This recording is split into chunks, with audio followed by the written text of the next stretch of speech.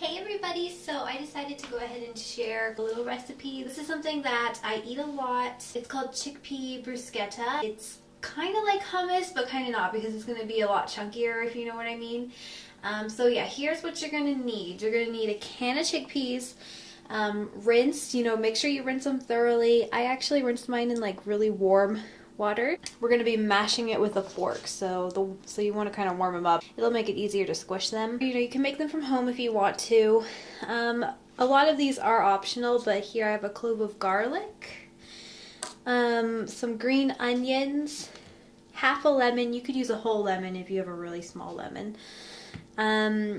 Some regular whole wheat bread, and salt, pepper for taste, and olive oil. And then here I have some basil. That's my basil plant. As you can see, I've pretty much eaten most of it. It has a lot of growing to do.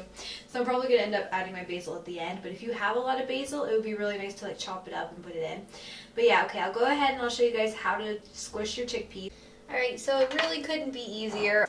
Just take your fork and mash with the back of the fork. And you just want to keep doing it. It really makes a huge difference. If you rinse them in warm water, it makes it so much easier to squish them.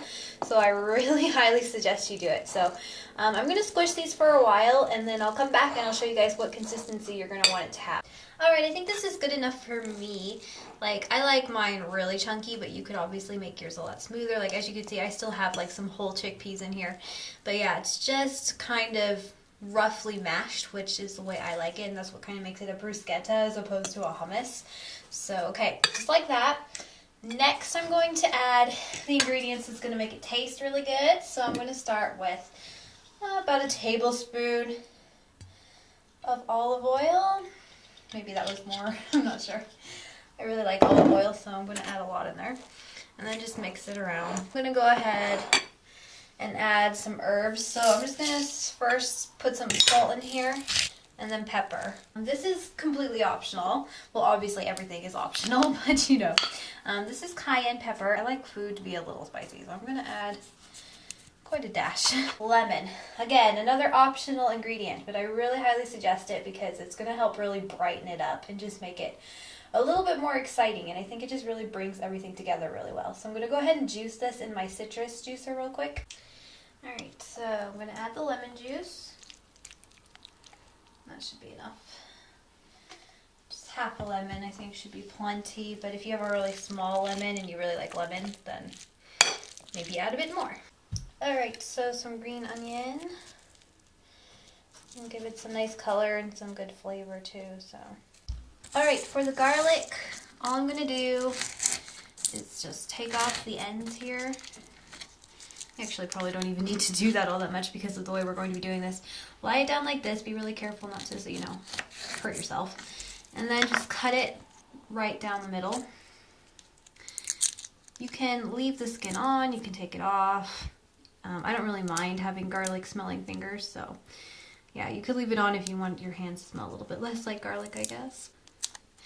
And basically right now what's happening is my toast is in the toaster, and as soon as that toast pops, you need to be really fast because you're going to want that toast to be super hot and you're going to want to rub the garlic on the toast. Alright, so toast is done. Quickly taking it out. It's nicely brown and still hot.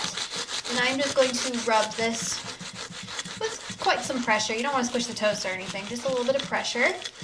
And instantly you can just smell the garlic. It just smells so good. And what this is doing, instead of just like adding,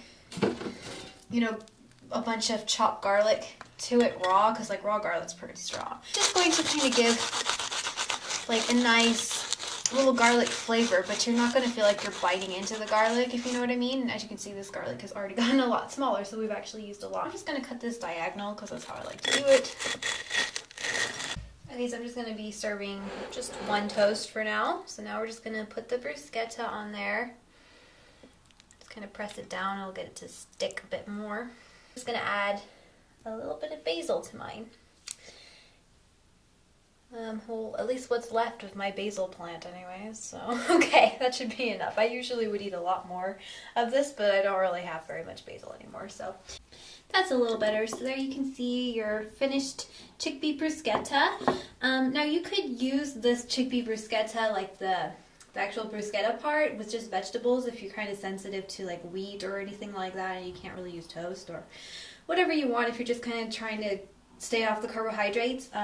However, I highly suggest doing this because beans, like the chickpeas, they are full of protein.